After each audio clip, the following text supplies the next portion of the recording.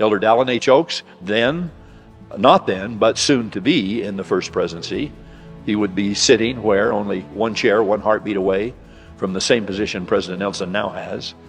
He quoted our colleague, Elder Neal A. Maxwell, who had said, and I quote, "In a way, Latter-day Saint scholars at BYU and elsewhere are a little bit like the builders of the temple in Nauvoo, who worked with a trowel in one hand and a musket in the other.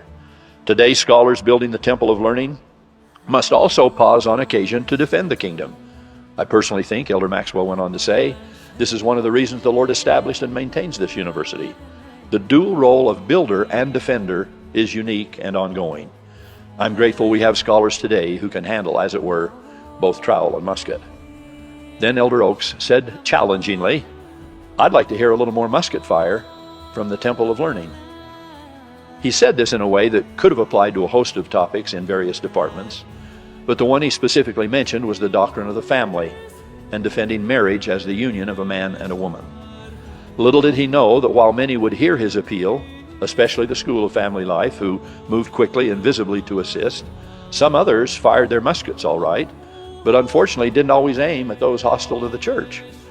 We thought a couple of stray rounds even went north of the point of the mountain. My beloved brothers and sisters, a house divided against itself cannot stand. And I'll go to my grave pleading that this institution not only stands, but stands unquestionably committed to its unique academic mission and the church that sponsors it. We hope it isn't a surprise to you that your trustees are not deaf or blind to the feelings that swirl around marriage and the whole same-sex topic on campus and a lot of other topics. I and many of my brethren have spent more time and shed more tears on this subject than we could ever adequately convey to you this morning or any morning.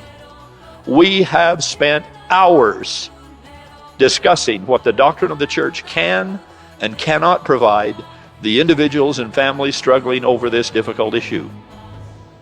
So it's with a little scar tissue of our own that we are trying to avoid, and hope all will try to avoid, language and symbols and situations that are more divisive than unifying at the time we want to show love for all of God's children.